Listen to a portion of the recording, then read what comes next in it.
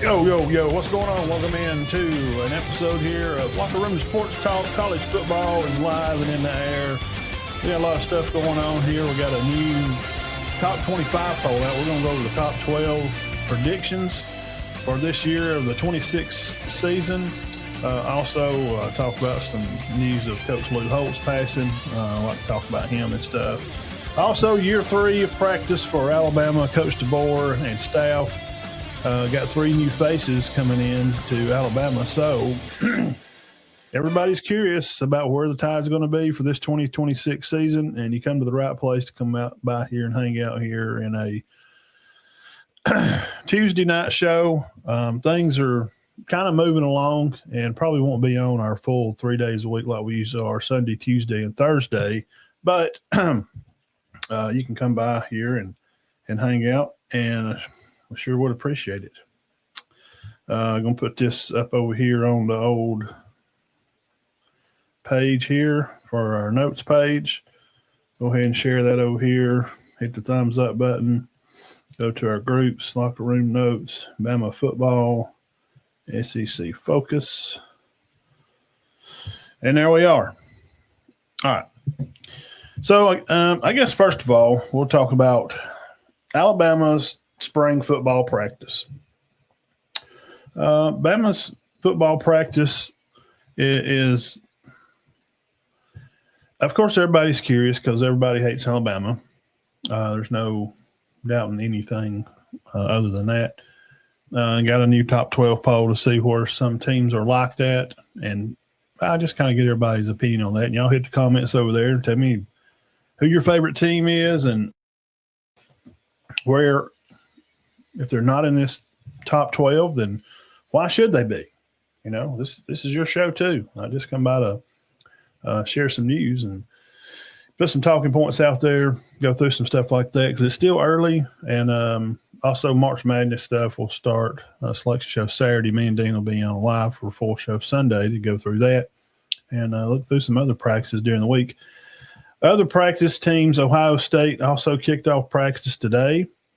Talk about Coach Ryan Day's comments and what he has to say about his rebuild of the defense, some new coaches that's been added and some people that's gone, some players that are not there. And it's kind of weird to talk about an injuries or, you know, that kind of stuff. I guess it seems kind of, I don't know, it is. It's just kind of weird. Already talking about injuries. But it's still spring and early, so this is March, you know, college basketball, get some talk in there once the selection has been picked, and we'll talk about some of that probably for probably through the rest of the month a little bit. Still come on a day a week, probably come on Sunday night, and I just had to do this one because practice has kind of kicked off this week and didn't want to load the show down Sunday with a lot of spring football talk. I'm going to try to stick to more of basketball, the selection show and stuff Sunday, and kind of who's in and out and who we may think may could make a run at this. Are there any SEC teams out there this year that could hang in there? Is Bama good enough to maybe make a Final Four run at it? I don't know. You know, case has been pushed for Auburn to get in by their coach, and some of their media is pushing back against the fans that say that they don't think that their Tigers should be in because of lack of just good play and motivation and how they just kind of don't have energy at the right times and just kind of pout at times. Those are comments from Auburn fans. So we'll talk about that Sunday. So I want to get this in today. So Alabama football, there's this, look, man, this is going to be a interesting year. I think personally, this is just me talking, year 3, year 1, coaches get a pass. Year 2, he's still got some leftover players after over 40 players dumped Bama to leave when Coach Saban retired. The board had to come in and scratch and claw something together, and there's a huge misconception out there that needs to be cleaned up how Coach DeBoer was left one of the most loaded teams in the nation after Saban left. It's nothing like the team that Coach Saban inherited when he came. That could that's pretty true, I guess, somewhat. But it's not to be made out to the fact that DeBoer inherited a national championship team, and neither did Saban when he come in. But in comparison of times of the matter and how rosters were built when Nick come in and when DeBoer took over at Alabama, it's so different. It's comparing apples and oranges, and it's not fair to the staff or the players of these two totally different decades apart of how college football even was when Nick took the game over. No, the team had not been successful as they were running up to the point when Nick took them over as when DeBoer had taken the team over. But you have to remember Bama, with Nick retiring and coming in 23, they hadn't won it in a couple of, years and had made a good run to, play Michigan that last game of Nick's and lost in the Rose Bowl there. Henceforth losing to Indiana in this past season's Rose Bowl. I just don't think it's good. It's just talk by people that don't like Alabama, which is another 130 some odd fans of those teams. Whereas if somebody's a Bama fan, they could immediately say, find other good things used to talk about some other teams if we're just going to talk football and not just, aggravate and poke fun at other teams and that kind of stuff. But you're not going to get any kind of positive talk about Alabama from any other fans at all. So somebody has to be the reckoning stone in the middle that kind of keeps the neutral ground between the two. And I think I'm that person. I do cheer for Alabama, but I don't, necessarily hate other teams by no means. To be biased enough to, come on here and be honest and just say what it is. And I've been critical of DeBoer's staff in a lot of cases. And some of it's easily saw problems like not being able to run the ball. However, when I point out that Alabama hasn't run the ball, and when Saban was there, they didn't run the ball well. And I kind of get pushed back from fans and, crazy, what do you know, idiot, and that's fine. That's just part of doing what you do here. You're putting yourself out to a lot of faces. And if I see 1,000 or 2,000 people, not all of them's going to agree. It would kind of be boring if they did, right? I mean, that's kind of what makes this country great, and what makes anything good is to be able to hear the other side and not pitch a fit and hold your breath and just scream in somebody's face because they don't agree with your take about a team. So I had to put that up and get it out of the way because there's just it's just made of too big of a note to be a matters of fact that Alabama, DeBoer inherited an awesome group and Nick inherited trash. I'm not saying the group that Nick inherited was going to win the title that year or the next two or 3 years or so. He had to recruit and get his staff lined up. That he come in with a great staff. But in compared to the team that Nick took over, compared to the other SEC teams, I don't know. I don't think it's that. I don't think they wouldn't trash. They were sold out to play for him. Unlike when DeBoer came, a lot of those players were not sold out to play for him because of the temperament of the game these decades and decades later of how it is now with the temperament of college football in the past couple of years since DeBoer took over. So let's see here. We'll start off again with college football practice. And we can go through a couple of guys and see what we're thinking about positions. Offensive line wise, Alabama, I think they're going to be okay. There is going to be some new people up there. Michael Carroll and some of that bunch, he's going to be probably like one of the only ones back, And the other guys,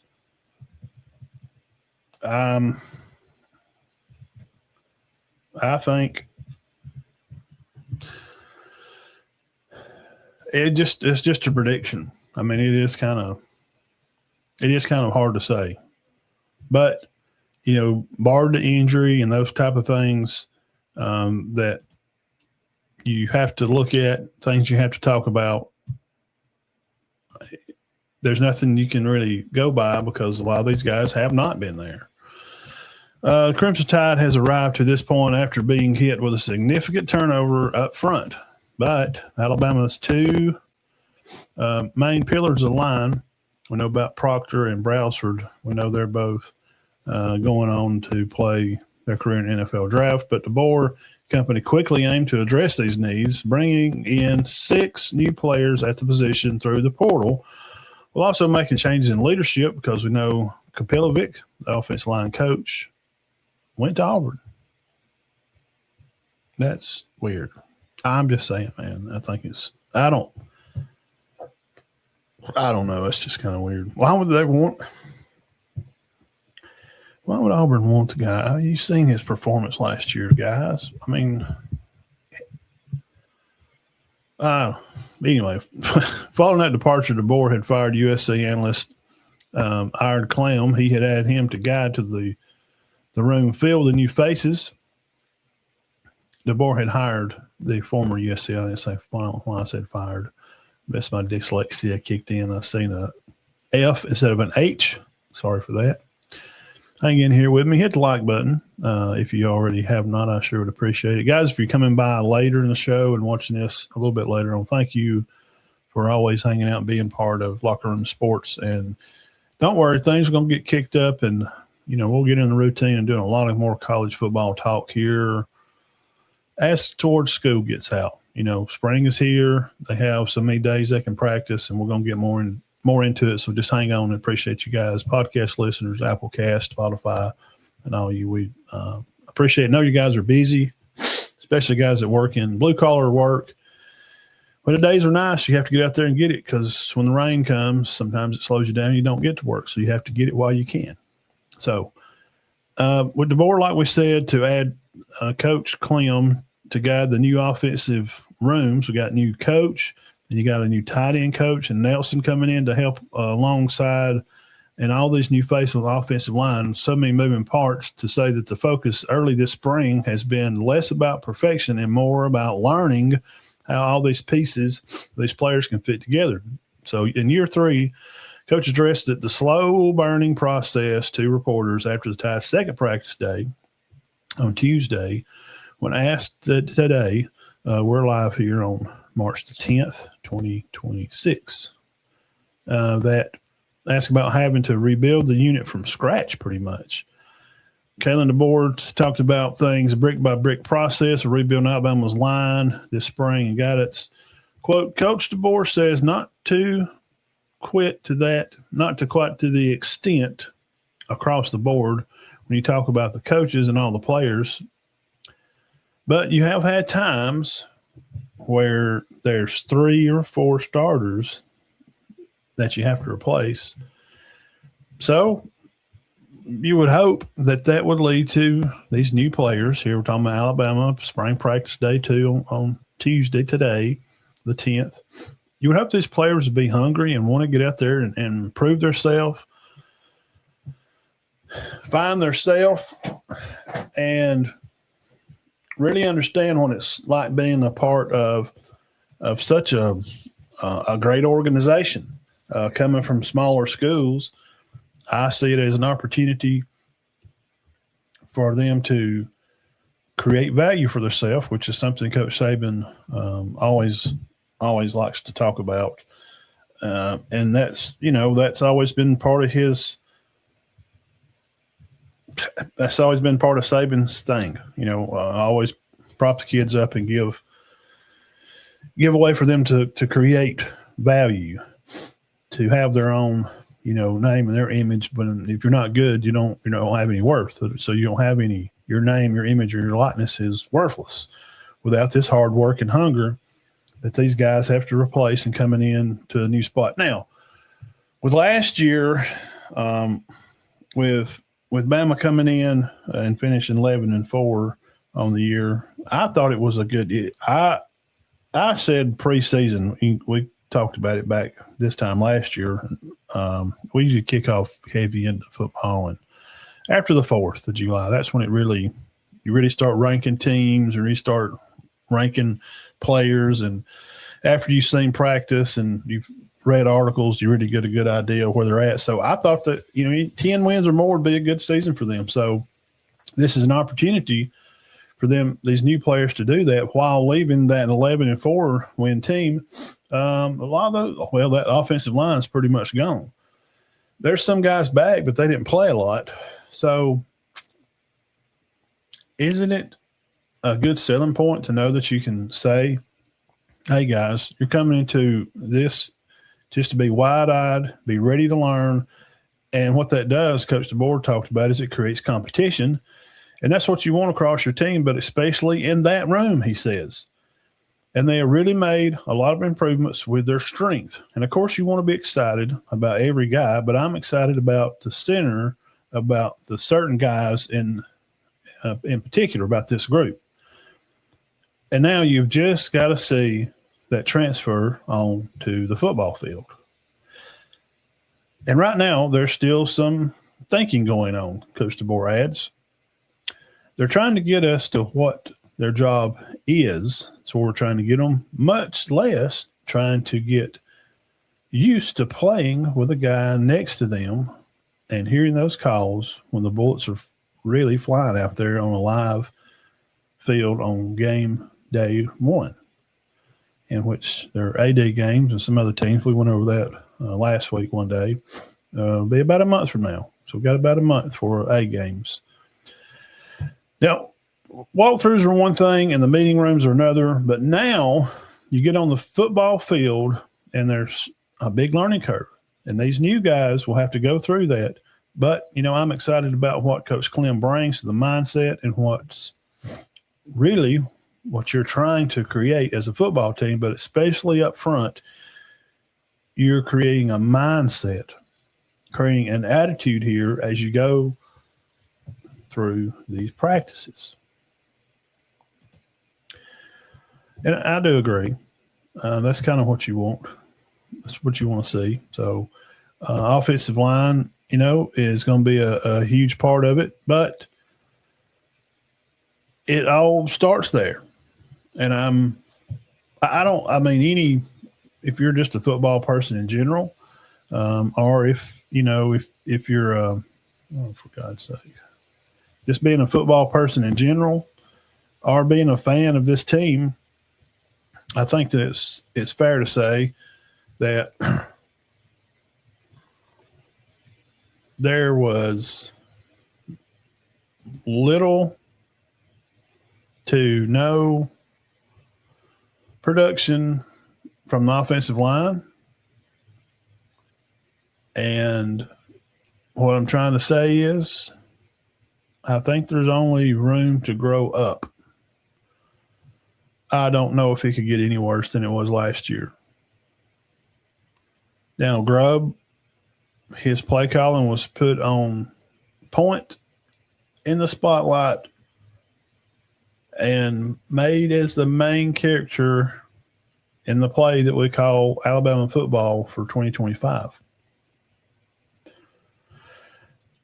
And I think that was because of how things kind of went for 24 season for DeBoer's first year, talking about Alabama football and spring practice for the week and what's to expect in the offensive line, total new group, new coaches, new tight end coach, all kind of new faces that they only can go up from here. I mean, can it get any worse? I just don't know how it could. And if it does, year 3, like I said,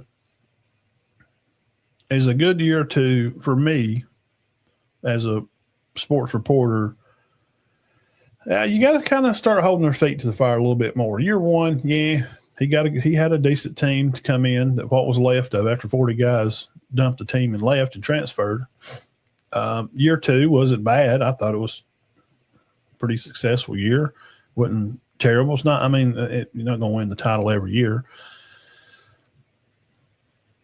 but it kind of give the idea that Grubb was going to save the team because too many Bama fans are extremely spoiled. So they thought that Grubb coming in was going to put them over the hill and put them in national championship contendency. And when it didn't at the end of this past season, during the middle of the season, if they had a snafu and, had a bad game against Oklahoma, it was all their fault. When it was basically a lot of it, like last year's 24 team that lost to Oklahoma, was they just turned the ball over too much. And too many penalties and those type things led to a loss for them. So back to the idea that Grubb coming in was going to be the Robin reconnecting with his Batman, or like when Hawk come back to join Animal as one of the greatest tag team wrestlers ever. You thought this is it. The Legion of Doom is back. They're really going to make a difference. This is really going to be a shining year. And when it wasn't, even halfway through the season, people blamed him. So now people like me or whatever, I'm going to say, I need to see more out of you, Grubb.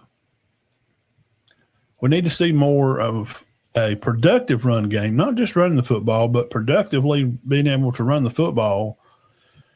Guys, can you not run the ball for 100 yards a game? So, that's where we are with this offensive line.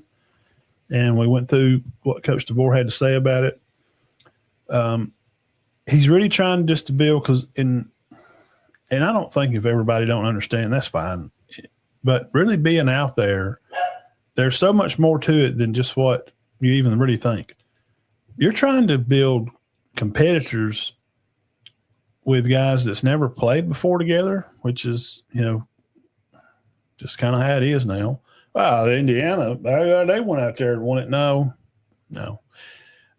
14 of their starters all played together. This is not a puzzled team that just ragtag and throw together some one stars, just went out there and limped through it, and they were all just Rudies. No, that's a lie. That's some crap that the media tries to sell because it's a feel-good story, and everybody now just goes by feelings instead of what's real. And that's not what really happened. More than half of the starters from Indiana all played together at James Madison for 2 years before, and at Indiana the year before. So they've been over there for 2 and at Indiana for 2. These were all starter guys, were fifth-year guys, 23 years old, 24.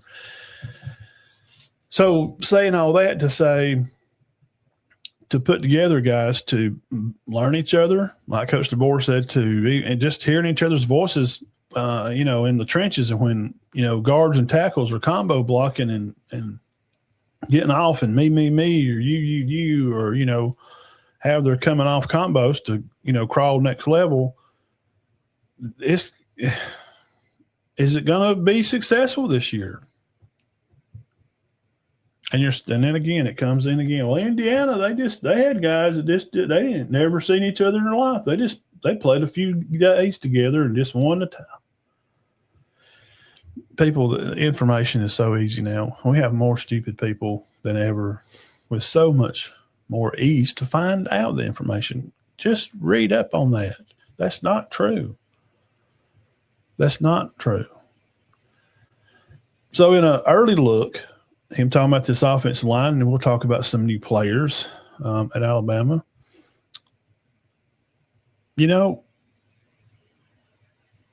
What can you expect? It's just hard to say. A gut feeling would be it's got to be better. You just could not fathom the idea that a staff of a Division I football team with pretty much kind of unlimited funds, that Alabama couldn't go out and get the right coaches, a picked coach that I'm sure if Saban didn't want DeBoer, he wouldn't have came if he didn't have at least some agreeance to it of who the guy is going to be to take his spot. You think that, my God, man, they got to be able to put together a staff to be able to do something more productive. And a nod to the fans. Hey, guys, we hear what you say, and we know that we suck running the ball. They made all these changes. So, along with Tuesday's practice, Coach DeBoer went on to say that you can tell that they've had a number of reps from last year under their belt and playing with confidence and calling the play in the huddle with confidence. He's going on here to talk about the quarterbacks, moving on from the offensive line because that's the big topic. And I think I've said enough about it. And we're just going to have to find out. I think it's going to be better. So quarterback-wise, is it Keelan or is it Austin Mack? Who's going to be the two guys? You have the Tamala, the kid from Nebraska, number one hot shot coming out of the state over there. I seen him play a little. I think he looks okay. It's like a competent quarterback. And then the young Samoan, I can't even say his last name. It's kind of like Tunga. There's something in that line, which we could say, he went trade to Atlanta. What's your thoughts on that? Hit the comments and the thumbs up. If you like that, if you don't, say, I think it's dumb. Let me know what you think about that with Atlanta picking up Tua. So all the confidence in the quarterback room for the quarterbacks there, sharing these snaps. Both of them are light years ahead of where they were a year ago, obviously, and they should be. The talent level, and as far as that's concerned, is not even a question. It's just a matter of them building a rapport with their skill around them, making the throws when they are there, feeling the timing and trust, and just feeling comfortable in the pocket. And that just comes with time. Feeling comfortable with your offensive line, doing the job up front. And to go on that the talent has never been a question with two of these guys to do the job to replace Ty Simpson. However, neither Mack or Russell have a ton of collegiate in-game experience, but both will have to earn the trust of their teammates and settle in behind a completely new offensive line that is replacing 4 of 5 starters from a season ago. As I said, to start us up, one guy. So, what have they done through 2 practices, Coach says? Well, they've created some good explosives. Create some good explosion on their end, feeling the ball, how to work it, working with their mobility, and know where to be when they need to be there. And that's part of football too. It forces scramble drills and things like that. So when does that come up? And that helps the defense, which we'll talk about in a second, also to work on their reps and definitely to learn to pursue quarterbacks because Gunnar Stockton's back at Georgia, and he's going to be a handful. And Georgia didn't pound a ton of guys in the portal. They had a lot of guys come back. And we can talk about them too. So I think about that they are really putting a lot of pressure on our defense, he says. Now, our defense is doing the same to them, of course. So Tuesday was the first of several press conferences with the board scheduled for the spring. He did not hit any other sort of timeline for when Alabama plans to name the starters at quarterback. And guys, they're not going to. If you're a smart staff, you're not going to announce the starting quarterback till the roster has to be turned in for game 1. Simpson was declared the starter a few weeks into fall camp last season. Now, that's kind of where this is. Now, I guess key position battles, we talked about offensive line, we talked about quarterbacks, and really, the left tackle is – hang on.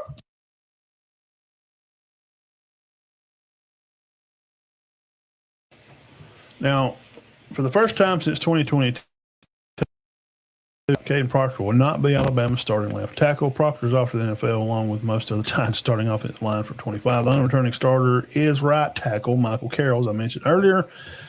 Alabama could move him over to the left side. I don't think they're going to, but redshirt freshman Jackson Lloyd could be ready to step into this position. Also, Mississippi State transfer Javen James has also started 9 games over there at left tackle, so he does have some experience there. And he could also be in contentions for that spot. Another guy that was at Bama and then left, from I've heard from a family situation that forced him to take some money to go to Michigan, which we don't know if it's true, just allegedly. Michigan transfer Ty Haywood, another big name, good-looking kid. I think he's got a lot of potential. I was excited when he came. I remember watching him and recruiting and keeping up with him, and then he dumped and fled to Michigan. But, it's what it is. He's back where it feels like he's supposed to be now. That's what he said. There is also a lot of figuring out along the Crimson Tide offensive line in the spring with a new position coach. We talked about him, Coach Clem, and with big money position protecting this blind side of Alabama's new quarterbacks. So, now let's move into this. Enough about offensive line again for the second time. Enough about quarterbacks. There's going to be those two. And if you have a guess, please comment and tell me who you think. Do you like Keelan? You think Mac's going to be the guy? Some people think Keelan, and I think people that are saying Keelan is projectively saying it, hoping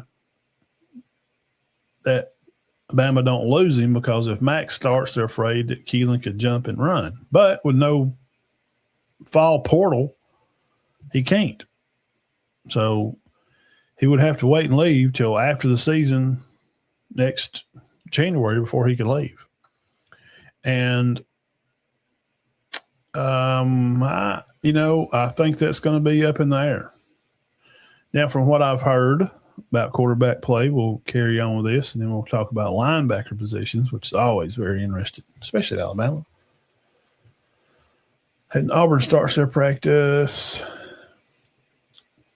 next week or 2 weeks. I think they're more towards the end of the month. A lot of Georgia does too. I think they start theirs right after. They're about a week or two off of each other.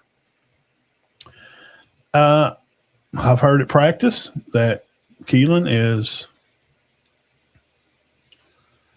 for the first 2 days and some reps that he's had with some of his players and just stuff I've read on Twitter, now known as X, he's really making a lot of people open their eyes to have a conversation that this may not just be a foregone thing, because we've seen Matt come in the Rose Bowl and take over for Ty, who was his back and cracked rib. This may really be serious, that Keelan could honestly be the starter for Alabama in this 26th season. And we've seen him a little bit. He has a real gunslinger type throw. We know he played out in Dadeville, Texas, big-time high school, won national state championships out there. They're a prominently well-known football team. Went on to win Elite 11, the MVP of camps. And he just really has this controlled thing of their words. He kind of plays loose and don't let much of the pressure around him bother him. And he's more elusive than Austin, where Austin kind of seems like stand tall in the pocket, read the play well, make better decisions with the ball overall from a macro view, just in general. But if something breaks down and you need a sidearm Mahomes type throw, Keelan's the guy. But he may turn it over. We don't know. He may turn it over a little bit more. But is it, it's a win-lose type situation. So we're going to have to see how it turns out over the next. They have like 30 or 40 practices. They can have contact like so many days. So it's going to be interesting, because with a completely new offensive line and coach, they got to be protected. Now, on to the defense. Day 2 of spring practice here. Caden Jones, we wearing number 30, and Alabama football linebackers Chuck Morrell. Also, the coach, Chuck, that this group is going to be pretty good overall defensively. Alabama's going to be pretty good. They ended the year in like top 8, like 6. Some people had them ranked 6 or 7 or 8 defensively. They're not losing, terribly in positions. Kind of some meat up front in the middle. But I think the guys like your Wolf position, at practice day 1, I saw Pierre. Guys, you saw him play last year. He's better. He's bigger and faster. He's going to be a problem. So if you're worried about pass rush, that type of stuff, I'm just thinking it's going to be okay. You got some size and length at that position coming downhill. So we'll go on here to say that it has not been declared by the coaches yet, but it can be assumed that Virginia Tech transfer that I picked up on early, Caleb Woodson, that I really do like, will be one of Alabama's starters at inside linebacker, but who will start beside him. Inside linebackers and all, and offensive line are 2 of the position groups that the team is bringing back the least of experience because of Lawson and Jefferson and Hill Green took almost every meaningful snap for Alabama in the inside linebacker spot last year. Before that, it was Lawson and Jefferson and Campbell, 24, with very few reps for backups. Now, Caden Jones, a redshirt sophomore, and QB Reese have been in the system for 2 seasons and partially waiting their turn. So now both players have been seen that take a lot of reps on special teams, but won't have any starting experience. Which of the 2 will cement a starting spot? Or could it be one of the younger linebackers? This is a guy I like to talk about. Sophomores Duke Johnson and Luke Metz. Firstly, let me tell you, size, speed, and football smarts. Watching them play, went back and even watched Luke Metz high school stuff. We just have to guess right now, and it's March. We're waiting on the March Madness schedule to come out Saturday. So it is really early. I like these guys. Abdul Sanders Jr. is another one, and ex-Griffin. Wow. And you can't leave out Zay Hall. I think the position has a lot of really, really talented people to take over and be extremely responsible in the position. And with the forward progress that I feel like Womack made during the year for his, year 2, thought they looked better. So I'm looking forward to seeing that group of guys and how they move forward with their speed, agility, and, football toughness. But that position, man, is so important because you got to have the smarts. And I've watched more film on Metz than I have the others. I think they're going to be okay, man. I just do. Now, we know about Dre Kirkpatrick Jr. Got in trouble. Well, he's back on the team. He had to be suspended just for some antics and kind of showing out and doing some dumb stuff like most young guys do. I did. So he has been practicing with the spring after serving his lengthy suspension during the 25 season. The team, along with the coach, of course, decided he could come back. And they're looking to help him build his leadership qualities and by being a part of the team and let his athletic ability shine and be confident on the field.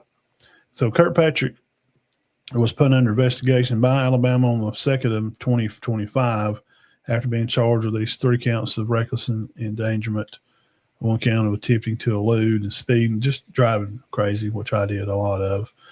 So Coach DeBoer on the 3rd will need to indefinitely suspend him at this time.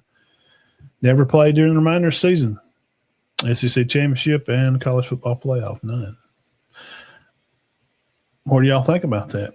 Do you like where Coach DeBoer stood on that, standing on business and just saying, hey,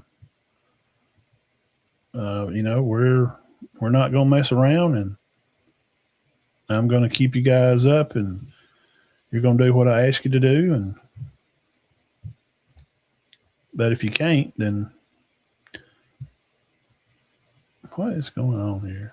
But if you can't keep up, with it, then I'm not going to play you. So he had consequences for what he did during those things, but he's paid his due time now. I'm just trying to, this thing is dragging or something, or I don't know what's going on. Sorry, excuse me for my delay. I'm talking about Dre Kirkpatrick Jr. in his time here at Alabama and serving his suspension, not playing out any. It's a screen froze for y'all because it looks like on my second monitor piece here that I've watched the show that it is.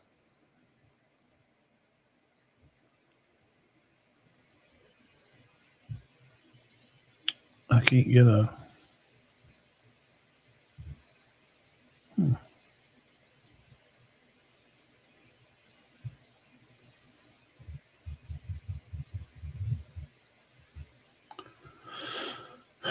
Technical stuff. Sorry. Again, apologize.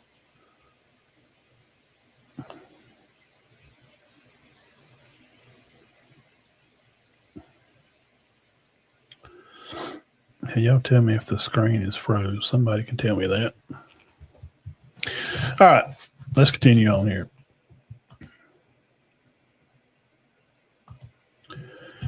Yes, he did have consequences for what he did and these things as he's gone through, but DeBoer said that during Tuesday's press conference that he's still a piece to that he's taken care of when it comes to those consequences with the team. Missed a lot of the season last year to be able to get back to the spot where he is on the football field. So the requirements, and he has a great attitude about it. He loves the game, comes from a good family, and we know he's going to jump right in here with 2 feet. And he's got to build the trust up with his teammates out there every day. And he'll have to do things not just on the field but off as well to meet the standard of this program. Kirkpatrick is an Alabama legacy, son of former All-American NFL standout Dre Kirkpatrick Sr. We know that first-round draft pick. But he appeared in Alabama's first 8 games of last year's season. He had 9 tackles and recorded 2 tackles for a loss and 2 forced fumbles during the Tide's 73-0 win over Lyle Monroe in Week 2. Then sophomore was also ejected during the game for targeting. So Dre Kirkpatrick Jr. could make a big impact on special teams as he did in 24, as he played in all 13 games. And the former 24 3-star kid out of Gaston City was considered the 75th overall prospect. So, already speaking into what they're going to do and how they're going to add to this already, I think the DB room is going to be great. It's going to be – I think they're going to be fine. What do y'all think about Ryan changing his number to number 1? He's changed his name on the depth chart to Ryan Coleman Williams. Like, he's just got engaged to a nice young lady, and I don't know, man. Everybody, here's something. We need to get this out of the way too. Everybody from Slim Reaper to Smith to Waddle to Julio. Year 2 production shrank a lot. I think all of them fell off about 300, some of them I think 400 yards. Season 2 for all those guys. From Mitchie, Waddle, Smith, Heisman winner, to Julio Jones, practically a Heisman winner. He is in the hearts of Alabama fans. Considered to be the greatest wide receiver at Bama. He didn't win a Heisman. Smith did. But you see what I'm saying. It's not surprising to see, especially a younger guy that should just have been a freshman last year, to have a not as good year two as year one. It's normal. Stop letting the haters of the other 130 some odd teams tell you, Bama fans, that Ryan Williams is bad. It's not. It's just growth in the position. But most of these other fans, probably all that are yaying about your player, don't even have a player like him. If they did, they busted out totally and then left the program. So, because everybody talks in the room, Alabama fans have to hear the voices of 130 some odd, or the other teams just have to hear the voices of their rivals and, maybe some Alabama, Tennessee, blah, blah, maybe some Florida, Georgia, back and forth kind of stuff. But when it comes to Bama, the whole room, all other 15 SEC teams turn and start yelling because they all hate you. Stop listening to them. They want Alabama to be so bad. They think if they talk it long enough that they'll just speak it into existence. No, why do you think they get some of the highest rated games watched? It's not because of all those fans watching. So a lot of fans were disgusted with Alabama late last year, even the Rose Bowl, and didn't tune in and watch the game. But they still had good views because people hate watch. That's reality. So let's continue here. Ryan Williams will be wearing number 1 and call Ryan Coleman Williams, change his name on the depth chart. I think it's whatever it is. If it's something funky with him that it's a little superstitious, then I guess, whatever it is, then maybe it'll help him break his funk. So let's talk about Latham. He will be out for the spring. It's not good. I don't know how that's why I opened the show. I was talking about players hurt tonight. And Ohio State's got some too. We'll look at a few notes for them. All right, we're clicking down the line here. Started off with offensive line, spring football talk, quarterback play, controversy there between the two, and maybe, Jet Tamala's in there throwing the ball around, the other young man they've acquired to come in also. And so we're going to have to see how all that plays out. Defense looks okay. Talked about Kirkpatrick Jr. coming back in the fold. Latham will be out for the spring, Coach says, but Bray will be limited, not all the way out, and I heard he was out. Bray Hubbard, that is. He's going to be limited contact with just stuff going on from the fall. Landon Simmons will be out for the spring. Will Sanders will be out for the spring. So these are some things that you need to know as fans of this team. These guys are going to miss a lot of play time. They're going to miss these. I think it's 50. I don't even want to. I'm sorry I interrupt the show like this, but okay, here it is right here. It's just one page back. Practice March the 8th. Georgia and Auburn start the 17th. Auburn and Georgia fans, practice starts 17th for you guys. So you got a week from today. 15 on-field sessions have 34 days. You get 3 days workout, 3 days cardio, 3 days rest. So it's off a 9-day type cycle. And spring games, Bama's April 11th at 2 is free. Auburn's April 18th. Tickets are there are a price for tickets. It's at 3.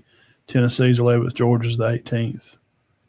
Auburn and Oklahoma are the only teams selling tickets to their spring football game. So they have 15 on-field sessions. They've already got 2. They have 34 total days. So there you go. So these guys here, Latham, Hubbard, and Simmons, and Will Anderson, too, they're going to miss this. There's nothing that's happened in practice over the last couple of days. So Bray Hubbard has 1 year eligibility remaining. I really like him. I like how Bray plays. He plays with a chip on his shoulder. He plays mad. Sometimes he plays lazy. Sometimes he plays overconfident, like the Florida State game. I watched him walk to a tackle, not trying to team tackle. As you team tackle, man, the other guy's one guy's supposed to tackle, and the other guy's supposed to be ripping the ball, those type things. And we didn't see that. Didn't see that game one or their last game. A lot of loafing, a lot of pouty kids. So Bray Hubbard has that year eligibility left, but could have declared early for the draft as potential day 2 pick. But he led Alabama with 4 interceptions in 25 season and finished third on the team with 80 total tackles. He also had 3 forced fumbles and 8 pass breakups. He was selected to the All-SEC first team. So it's, he's a good player. It's good to have him back. He'll be a key role in part of that, back safety group.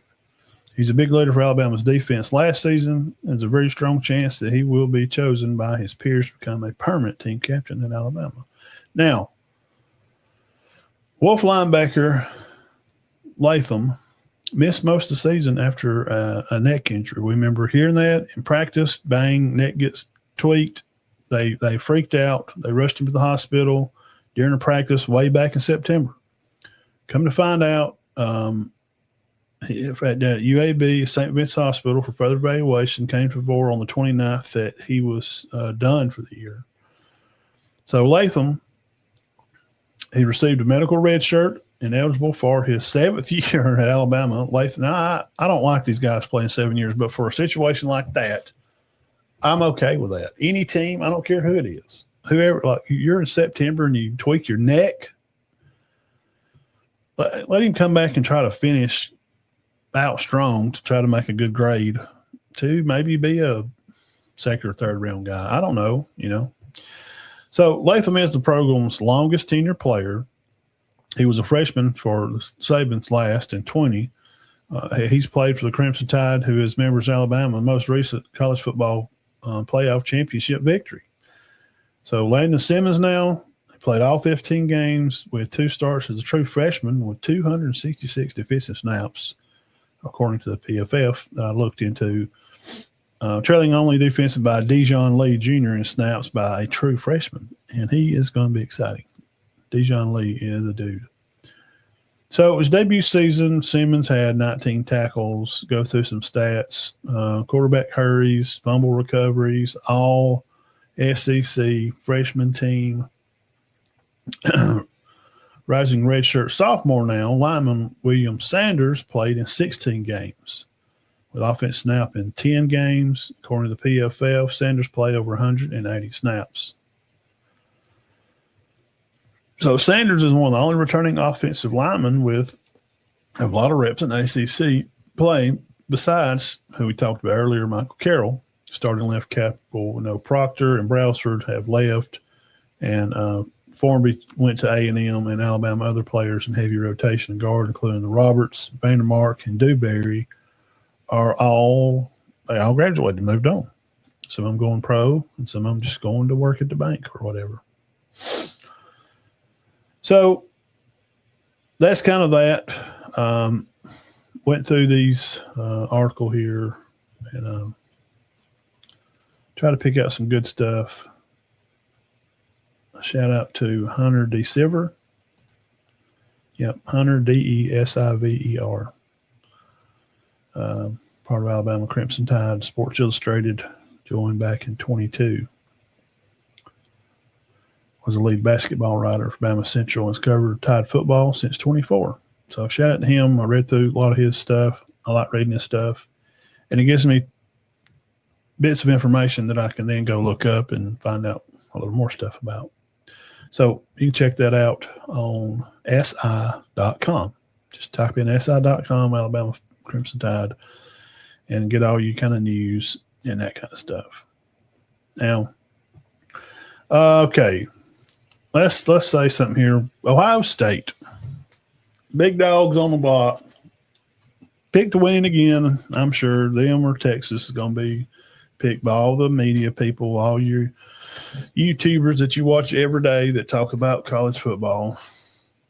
Ryan Day Buckeyes relinquished their hold on the national championship last season to the dominance of Coach Old Cigarette, the Hoosiers, who are now the greatest football team of all time because they won one national championship with a overall strength of schedule of 41.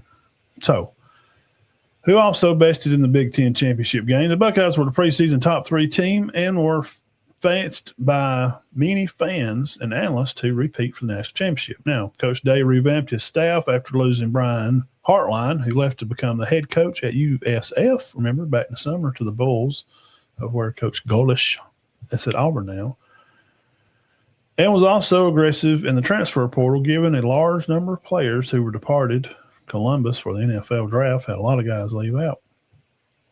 So Coach Day just said that to earn your stripes around here, you have to earn your stripes. You have to earn respect from your unit. And that's how you do it.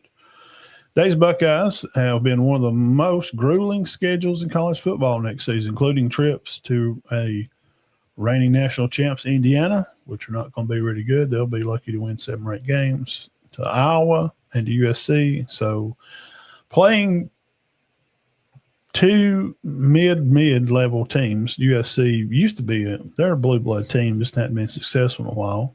I think they'll be better next year. I don't know about the word grueling. I think that's a farce. In addition, they'll host the Big Ten behemoths, Oregon, and the crappy Michigan Wolverines, where Coach has beaten the – let's see here.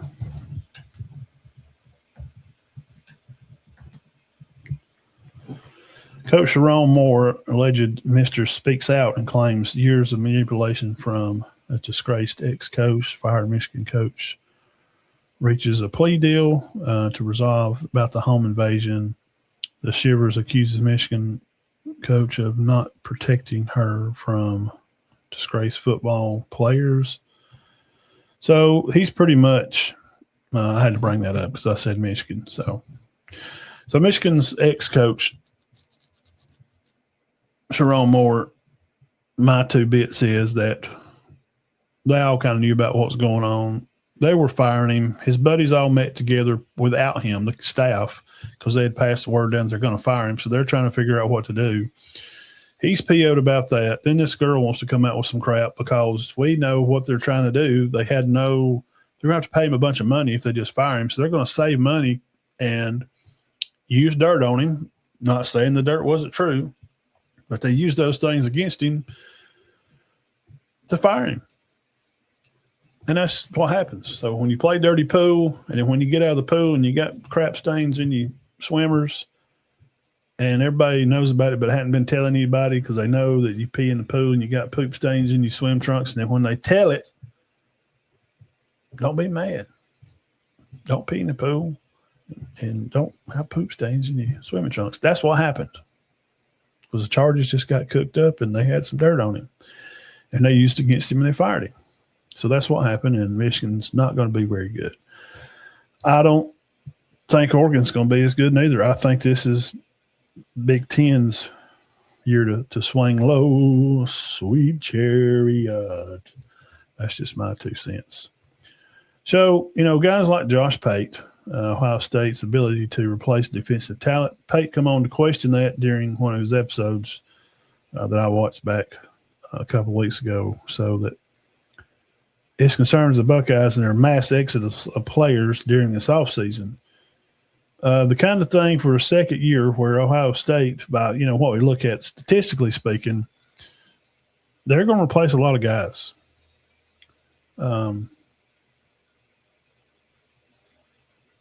Patricia said, coach, that he actually was more concerned about them this year than he was last year, that Patricia came in, worked off the paper and looked good like a miracle.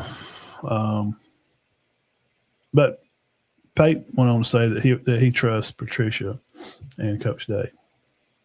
You know, what we have to think about is they've got to get some guys in the portal, which they did. They did okay. And to be able to have guys that can fill in these positions and be coachable and learn, new defensive coach and new things going on there, that's one thing. But when you have another group to come right behind them in, like Styles, Caleb Downs, and those guys being gone, the Reese guy is gone. It's all tough to lose those kind of guys because one for one to replace them, it's you just not. You just can't. It's just going to be hard to do that. And that's just kind of a little tidbit about Ohio State. And I've also read that their quarterback room is going to be,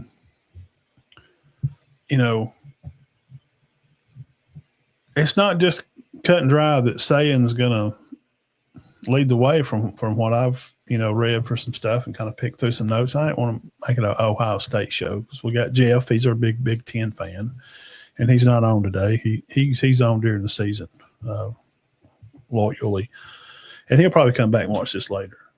And Jeff could cue us in on some more of that. So just to say that,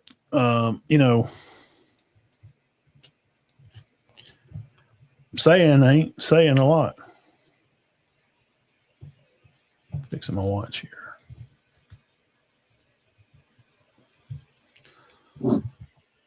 This thing here. See, it's double band piece there. You gotta go through both of them sometimes. Anyway. Okay.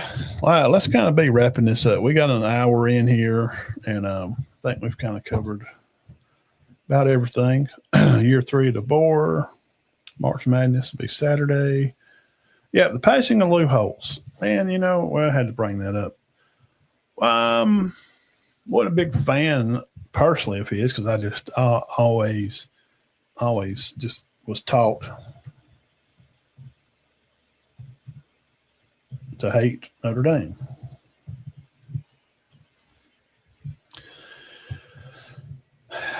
But, after he got out of coaching and calmed down a little bit,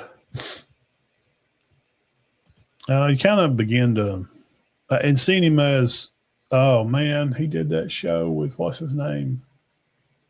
Oh, crap. I'll never remember it.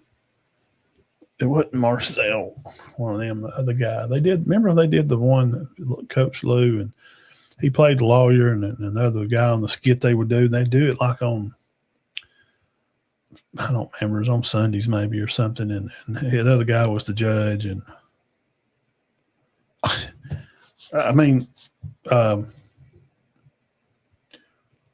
Reese was the judge, I think, and Lou was a lawyer, and the other guy, he was a real tall black guy.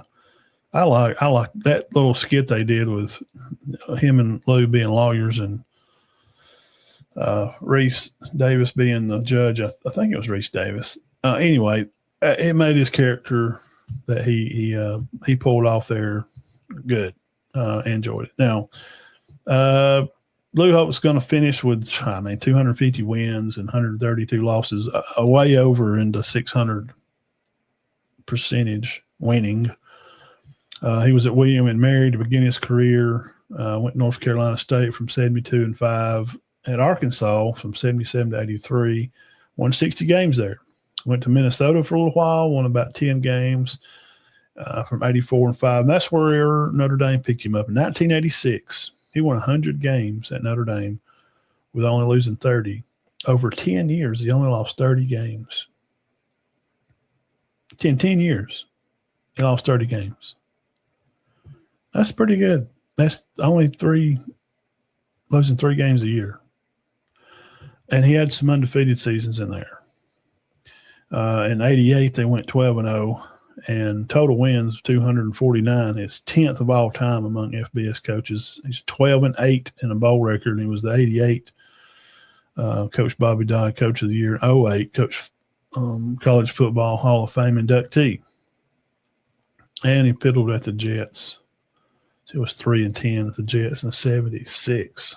So that was between North Carolina State and Arkansas. He did a little stint in the NFL. Overall, 65-9 records between the two. He had that time at South Carolina. He won 33 games from 99 to 04. So that's a little bit about him. 9 consecutive seasons he took Notre Dame to every year, except for, I think, the first. Took him to a bowl game. So, shout out Lou Holtz. Man, wow, what a true legend. Now, we got 2 more things here. Okay, we did Ohio State. Coach Saban heads to Washington, D.C. to sit down with the administration and the president. I didn't even watch a lot of it. I heard a few things and them joking about, yeah, you've only won 6 championships. Is that right, Coach? No, he won 7.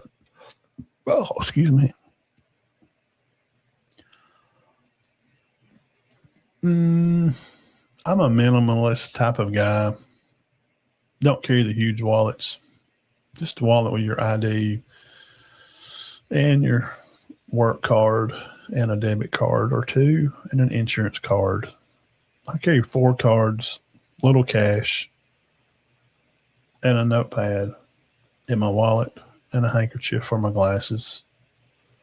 That leads me to say I don't need government involved in college football.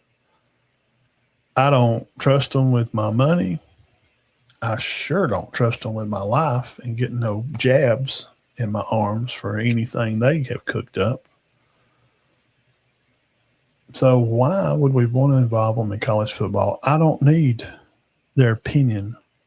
They don't have to be involved. We have a institution called the NCAA that I guess has decided not to hire some of the best lawyers in the land. Why? I don't know. They should be taking charge of this situation. From NIL that started basically in 1984 with Michael Jordan's mom on the phone with old Sonny telling him that he'll be getting 5% of all of the shoes with her son's name on them. Booyah. Bingo. We got action. That's what they said. Let's let the NCAA do this. Let's get a group of guys together. Lou Holtz would have been a good one, but he's passed on now. Saban, Urban Meyers, Pete Carroll's.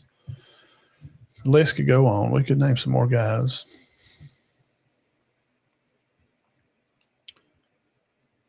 And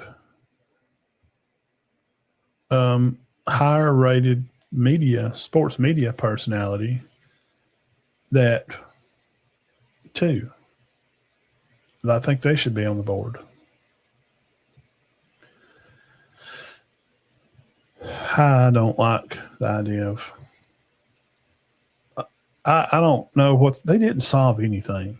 I mean, the president of the United States is trying to deal with a million other things other than college football. And I honestly don't want my president because it is my country. So I have to respect the office, whether you agree with him or not. Personally, none of us know him. But he's got a job to do, and I want the man to do his job, not worry about college football. Put Saban and about 10 other guys and 2 of your top sports media guys in a room, and let's just figure this out. But here's the problem with that. Even if they did set some kind of rules and things, it's the same crap talk that we get with gun laws and psycho people that scream about guns killing people. Guns never killed anybody. Crazy people do. We have laws for that, But bad guys don't buy guns at the gun stores. Henceforth, the meaning and example, I've used that to say we have rules of not supposed to pay players of institutions that are supposed to be completely separate from NIL offerings. You're not, you can see it written in plain writing that you're not supposed to entice a player to come and offer them money. If you come here, we'll give you $10 million or we'll give you, whatever, $1 million for a commercial down here at the Shake and Bake. That's wrong. That's not supposed to be how you do it. But they do it anyway because nobody's enforcing the laws. That's why things get wrong. So it don't matter if Saban got a cabinet of people together. So what? Who's going to say, well, he said this was wrong and you went against that. Here's the punishment.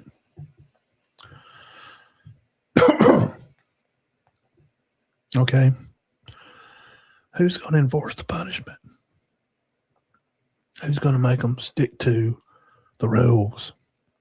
We have an institution now already that does that. And they don't do it. It's insane. You can make all the rules in the world, but if there ain't nobody there to make you mind, because you had to live out of fear. Because the thing about real life and what's really going on, and tell I'm excited about this because I don't like where college football's heading. I've had real thoughts about not even watching it this season because it sucks.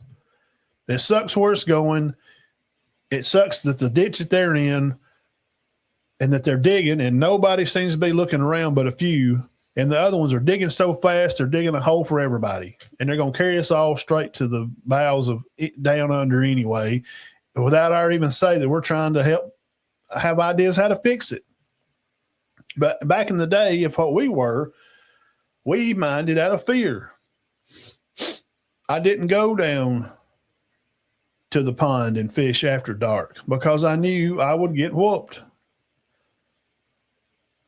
I wasn't thinking about why not to do it. That's what parents are for.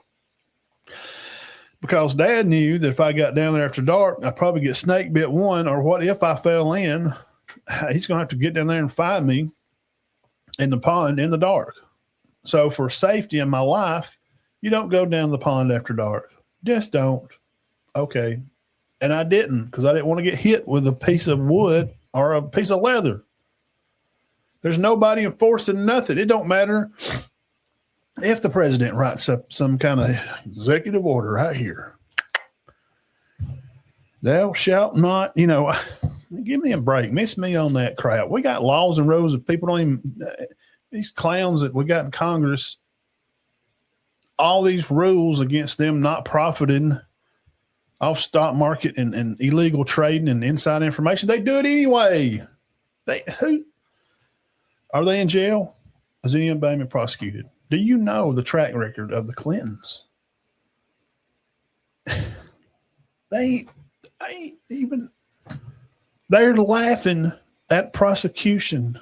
Bill is literally drooling over old pictures, reliving those psycho petty moments.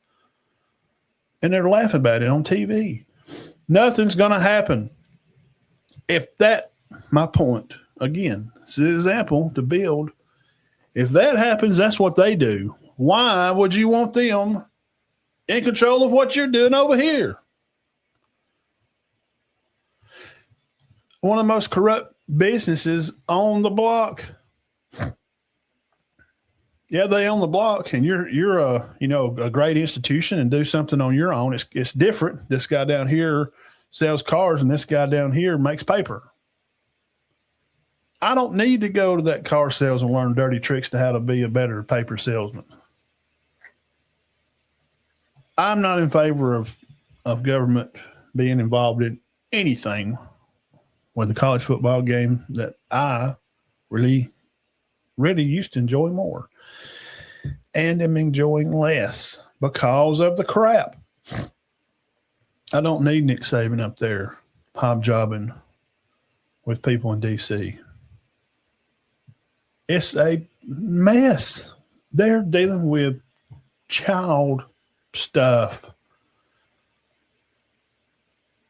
They just voted not to share names, a particular side. I'm not even going to say their name because they ain't worthy of my oxygen. To not share about things done to women and kids. Well, I may run up to their office. Hey, I've run all the way up here. I know y'all are into all kind of shady, snaky, satanic, demonic stuff, but could you help us with our game of college football and figure out how to spend money? No. I don't trust them with my money or my life. No, thank you. So Saban, trip to Washington, there's my 10-minute spiel. That's all I have to say about it. Enough said. Now, top 25 lists come out. You can go over here on to the old collegefootballnews.com. I like that site. I've been reading it for years. It's just to the point of what it is. Not a lot of I think or well, here's what I think happened. It's just here's the ranks, and it's kind of a panel we put together, and I've always kind of went along with it. It's okay. And we don't agree on everything, and again, that's fine. We don't have to agree on everything. Nobody's always agreed on everything, but everybody now is on social media. And you think because you put out a post and somebody don't like it, that means that you're bad or you're wrong, or they think that you're bad or you're wrong or you're a bad person and want to argue and fuss about it because they don't like your comment or something. Just don't follow them. Unfollow them. We didn't deal with none of that. Boy, I wish it was back in the day. You know why it was different back in the day? Because we didn't all talk. I didn't have to have a conversation with somebody from California or New York or Pennsylvania or Texas. Because we're all different and we grew up in different communities and we learned things different. And that's why we got along with the people around. I remember when we just hung out with our friends and went to skating ring and went to malls and ate pizza. And a lot of kids did. But the topics of conversations were different areas because people grow up differently in their own communities. How you learn something is not how they learn something in Texas or Pennsylvania or South Dakota. But now we're all just going to start talking and have a social media platform. And I'm going to come on here and give you this opinion of these top 12 teams, and everybody's just going to agree with me. I don't care if they don't. That's what makes it fun, is to say, here's a list. Make me yours. And we'll talk about it. And nobody's mad. So left right out of the top 12, hit the like button if you like me getting fired up about college football, because I do love the game. And I don't want it to go away and not be the game that I used to enjoy and just would be excited to spend time with friends and family and watch and have a good time on a Saturday. You know, I don't want them asking for help from corrupt, terrible human being individuals. Not all of them, not all, but a lot. I'll pass. Thank you on government helping my college football. So if you like that, hit the thumbs up. If you don't, hit the comment, say, Matthew, you suck, you're stupid. And I love you anyway. All right, stepping right outside the top 12 in a preseason, here we are.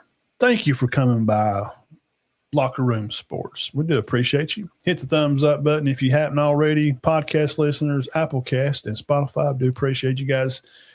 Top 12 for 2026. Let's take a look. Right outside there is 120 is Ole Miss. Ole Miss Rebels. Okay.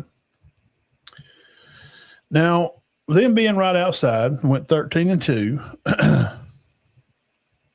And we kind of had the idea that they would probably be back if they could get Chambliss to play. Now, on that matter, I have seen – well, we know that they appealed, right? We know Chambliss is supposed to be playing for last time I read, but NCAA reappealed. See, that's what I'm saying. I'm not going to get on a soapbox again. If NCAA says, no, you can't play, you don't play. What has their state judge got to do with him making a case to make an appeal for college football? why is it a civil? I'm not a lawyer. Comments, please fill up with lawyers or somebody that knows more about that than I do. I don't see what a local judge should even have a say-so in a kid playing college football. What are we talking about? So if he does come back, the preseason they were ranked 21. They finished 5 overall in the ranking. They did pick up swapped out a guy. Kiffin sent them one of their big offensive tackles down there, Karuni. So he's down there. But, Ole Miss loses. They swapped out a guy, the Princeville kid, the edge rusher. He went to LSU. So beat LSU in the SEC opener in 2026 Ole Miss. You can look at their schedule. We can go through that. And as summer gets on, we'll start going through these. Number 12, hanging at the bottom of the class here, the USC, the Fighting Trojans, started at 22.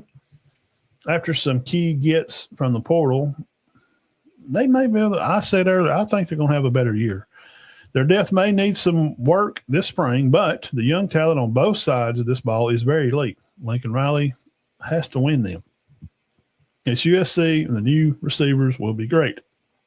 Biletnikoff winner, Mr. Lemon and Lane. That, of course, I mean, you lose players like that. It does hurt. But this year, their QB, Jaden Maliava, should take things to another level. They finished 9-4, final ranking of 15. Alabama, number 11. Honestly, this is they better get it right this year. And what we talked about in the spring, it's year 3. I'm a 5-year plan guy, but like I said earlier on the beginning of this spring practice breakdown with Bama, year 3 is a time to open the book and start reading. Start looking like, okay, guys, it's time. So last year's team did good to me. Talked about that. We don't need to break them down. And got into the final 8. The defense will carry things for a while for this team, but it's Kalen DeBoer is going to have to get his offensive coach, Grubb, to get the firing game, to get the firing game, to get the run game, or his friend's going to get fired, or they may run out both of them off if he ain't got the guts to fire his friend, because it's just got to be better. I didn't say you had to have a Heisman tailback. And by God, they better be close to 2 backs running for about 500-600 yards apiece. They ain't even got, that's where I think it should be. That would be a successful year. 2 backs for 500 yards. That'd be fine. Anything under 500 total offensive rushing yards season, that's a fail, FAL, with a big 2 L's. 11-4 season. Preseason, they were ranked 3. They did finish final rank at 12. Now, they do have some guys in. We talked about the defensive guy, tackle the green kid that come out of Oregon, and also, losing James Smith to Ohio State. But from what I heard of the Rose Bowl and his attitude, good riddance from what I read. Number 10, Texas Tech finished 12-2. They were preseason 22. They finished off the year ranked 7th. They did have the quarterback from Cincinnati come in, the Sorsby guy, but they did lose one of their D tackles, the Rigsby kid, to Oklahoma State. Win the Big 12 again and win at least one playoff game is probably realistic expectations for Texas Tech. But Sorsby from Cincinnati, that's going to be the way that we see things, how this is going to work out. So there's no slowing this train down. You got to there's got to be 12-2 is a great year. So if they can hit the same mark or close, it's cool. They're back, breaking into the top 10. Number 9, Texas. Arch Manning again picked to win the Heisman Trophy. Cam Coleman from Auburn is a big get for them. But losing the the Moore kid to Colorado was a loss. We'll see how that works out for them. They did finish the year ranked at 8th. But there's going to be a running game now to help out Arch, I think, more this year. And the defense that was so good last season will be much better with this bunch.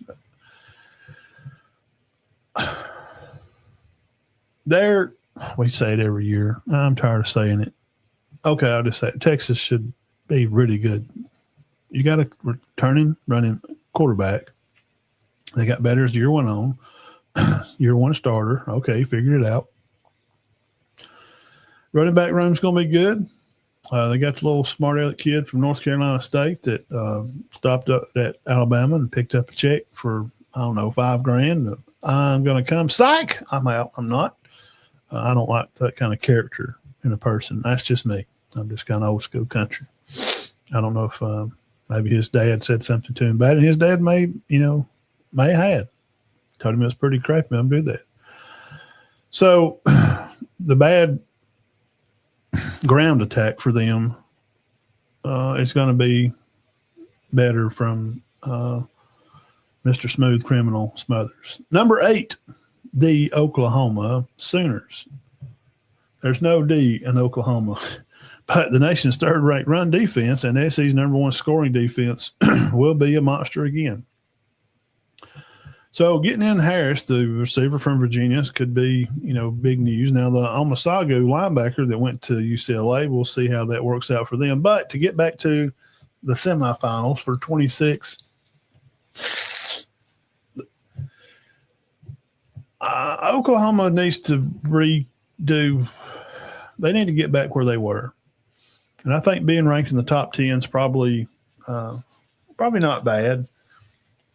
But watch for the Sooners to be under the national radar early, and it won't be publicly with all the big SEC storylines, but with QB John Mateer back and improvements made to the portal, and the offense will be back.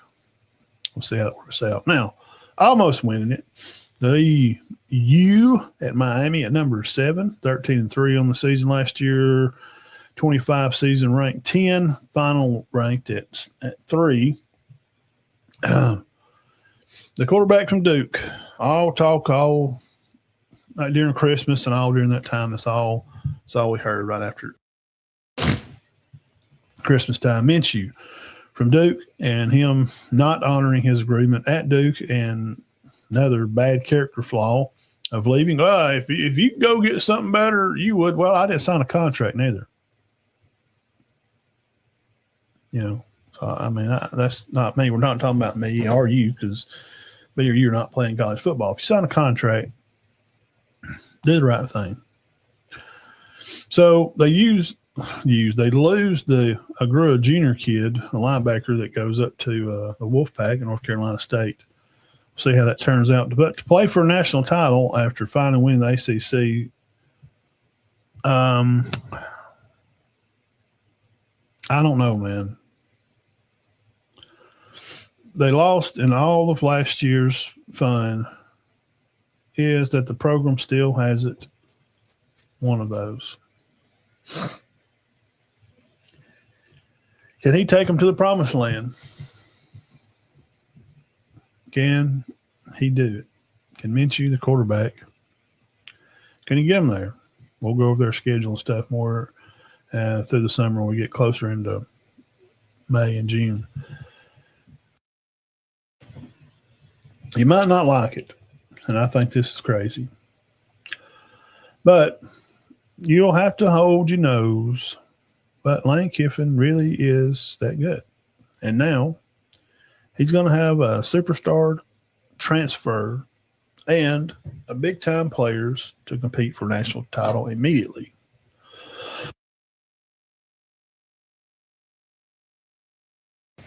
He does know offense. LSU was 122nd in yards per completion and 124th in rushing. He won't be that. Taking in quarterback Sam Leavitt and losing that big offensive tackle to his old team, Ole Miss. Being back in the national championship run, and trying to make a rip to the SEC. I think anything from expectations of LSU boosters and alums and their psycho fans and fathead double eyebrow. Well, it's really not double. It's really one long eyebrow. The dipshit podcaster Matt that played at LSU. I ain't gonna say his full name because if you already know if you listen to the podcast, and I don't care. I've never liked him play and don't like him on any shows. I ain't never liked him. Man, just all of a sudden I just didn't like him. I just don't like his takes. He's a blowhard. He's a big mouth. He makes up stuff just so people watch the show, and he's just kind of a fake and phony in what he does. And I don't even know if he's really like that. But as his media character, I think he's pretty shitty. Those type people are only going to be satisfied with probably at least playing for a national championship. Maybe a lot of them's going to want to win it.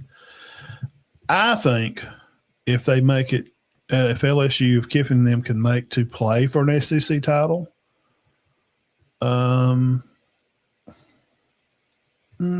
what if they win 10 and not play for an SEC title? Is that a successful season? What do y'all think? Georgia at number 5. The transfer portal haul was not flashy. That's just because, they had a lot of guys to come back. Like I said earlier, Gunnar Stockton, veteran bunch coming back. They're going to be moving the ball up the field. But Georgia, running game, it's going to have to make some improvements. But defensively, man, that's just weird that the two teams like Bama and Georgia usually just run the crap out of the ball and have some amazing pass rushers, just are amazingly bad at pass rushers. Which I think Bama's going to be better and Georgia will be too. Now, the Williams kid, Morris Williams, come from Auburn after everybody dumped the team. I'm going to keep my eye on him, see how it works out. But they did lose their Kelly, one of their cornerbacks, out to Ohio State. Realistic expectations for Georgia. Some people's just national championship or bust, especially Georgia fans. They're it's like they keep up with all their wins, but they always forget about the loss to Bama. And they want to dump on DeBoer, and he can't win this. And guys, what did y'all do? I mean, just be realistic. It's a little different now. Now, breaking in the top 4, one of the most tragic, terrible, I can't even believe this is real. Now, Notre Dame, number 4. I'm going to get started again. I can't believe that they really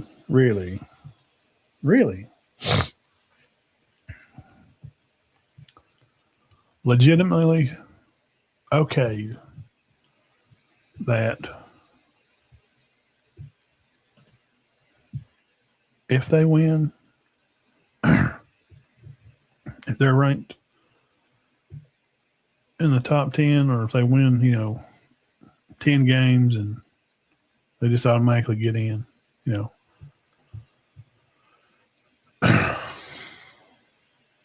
I can't believe they let them do it. Notre Dame at number 4 not only has manipulated their own fans, but the media, and even to be what they call themselves in their ties of what they do at the school is being religious, is very sacrilegious. Just to be flat out lying and twisting truths, and it just seems, I don't think Lou Holtz approves. And we know that some of it that he didn't later on.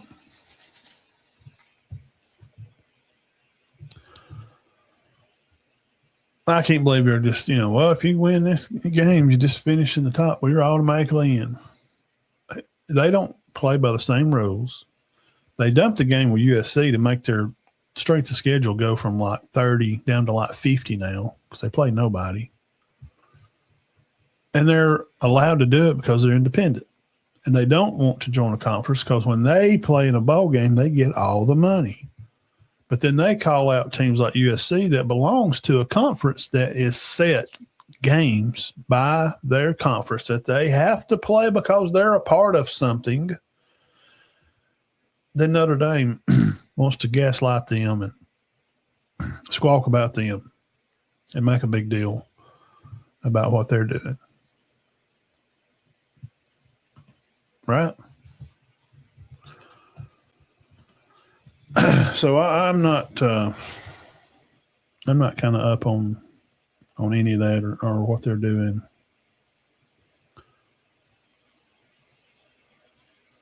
So I'm not. Okay, sound check. It's just a farce. I don't like Notre Dame. Never been a fan of them. I got them up there somewhere with about like Tennessee, or just not a fan really. So last year's team was good enough to win it all, they said, but they couldn't even make it, to the playoff to have a chance because they lost to Miami. That's why, you idiot. These people, man. Well, they should have. Well, you didn't. You lost 2 important games.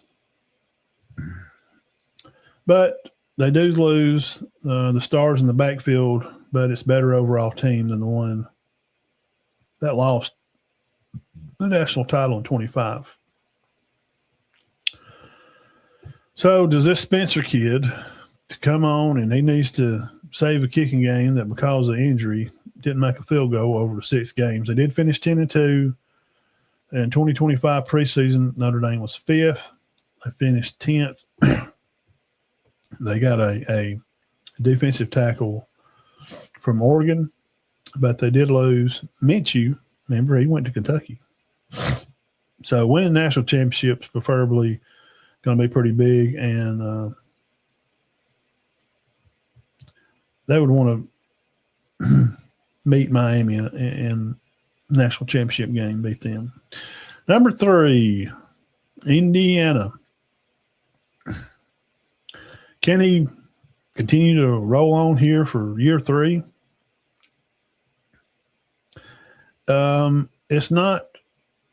It's just not fair to say, he can go back and win it again, or it's going to be a completely different team. So Mendoza, throw the ball fair. He's not a first-round pick to me just by watching him play.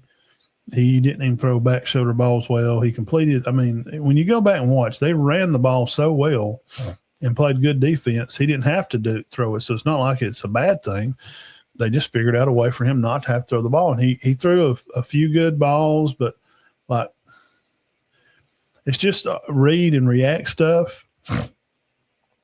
And now when he's going to be playing with some rookie guys on a bad Raiders team probably that's got a lot of younger players, most of them are going to be younger than the guys he played with in Indiana. We'll see how good he is with, younger guys. Some back shoulder throws that wasn't even real good. And I think he threw like 4 completed passes in the third quarter and didn't have 4 more like in the other half.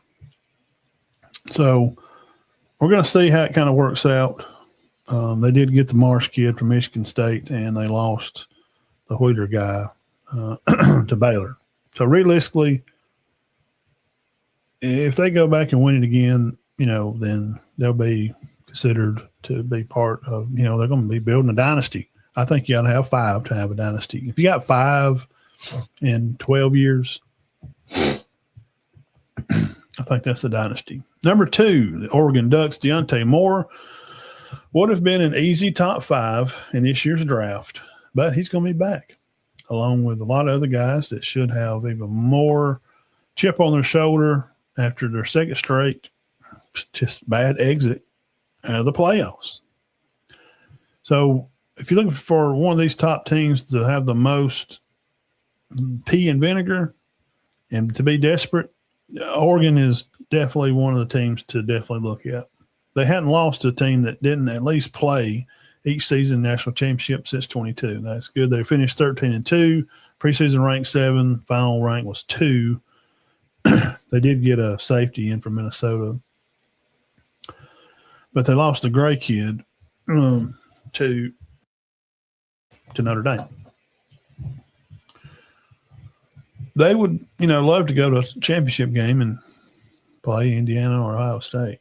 They need to try to win the Big Ten this year. That would be a successful year, I think, for Oregon. They're going to have to swing a little higher. And he's been there a little while now, and it's time to, put some real trophies in the case.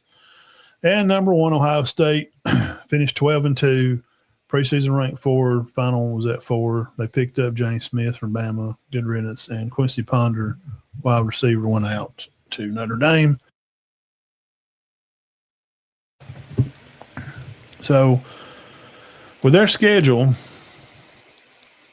and we'll look at their schedule because they're number 1.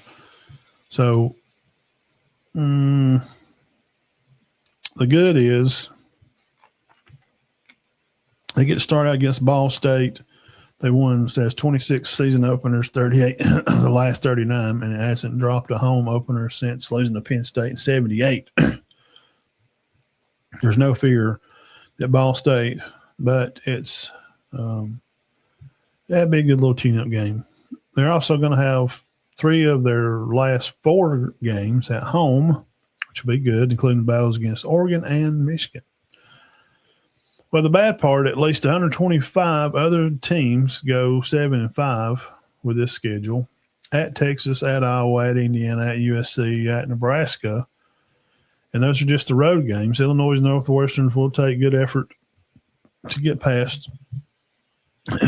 I disagree completely. And Oregon and Michigan are hardly layups.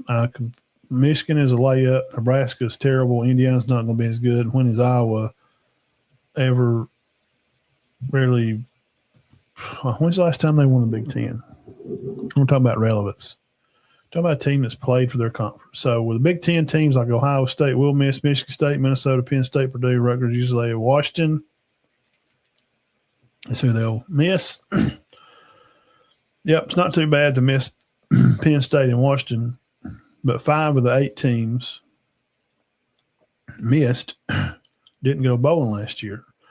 So that means for Ohio State to deal with Indiana, the Ducks, USC, and Iowa, that they didn't play any of the last 4 years.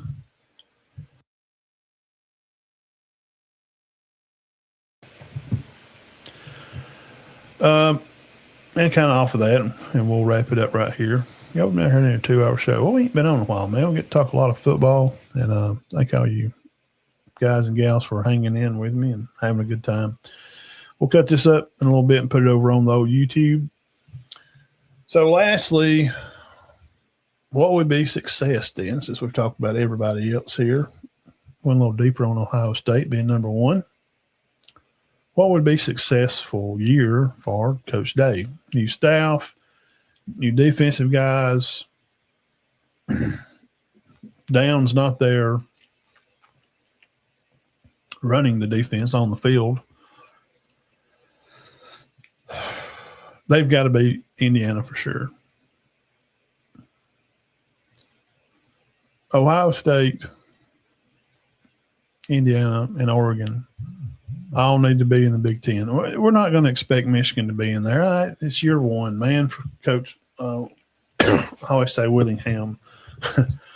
But he's a good coach. He's a good guy. Just from, what we know of him as a coach, watch him on TV. It's not like we know any of these people. So we just have to go by what we see.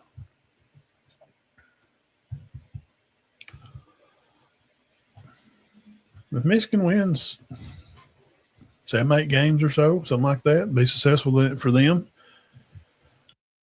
So how good is it going to look as a schedule if Ohio State what I'm saying is, like, you go through their schedule, and these like Nebraskas and USC's and Iowas, if they win 8 games, then you're going to have some wins over 7 and 8 win teams. How is that really going to work out for them? How's it going to look at the end? When the season's rattling up, and strength of schedule, and how's it going to rate them? Now they're going to get a nod because they're Ohio State, but we'll just end there to say, you know what? It's not national championship or bust for me for Ohio State. I think winning the Big Ten would be a huge step, as it would be for Oregon. So, guys, I think we've hit everything. So we ain't been on in a week. Hang on. We hadn't been on in a week or two, so kind of a lot of stuff to go over. So appreciate you coming by and hanging out. If you made it all the way through to this part of it, man, I love you and appreciate you. God bless you. Y'all have a great week, and we will see you Sunday for NCAA March Madness selection show picks and teams. We might have an idea of who may make it where. Who may make a run at this thing? Michigan, Arizona. Who y'all got? Hit the comments. Love you. Appreciate you. God bless you.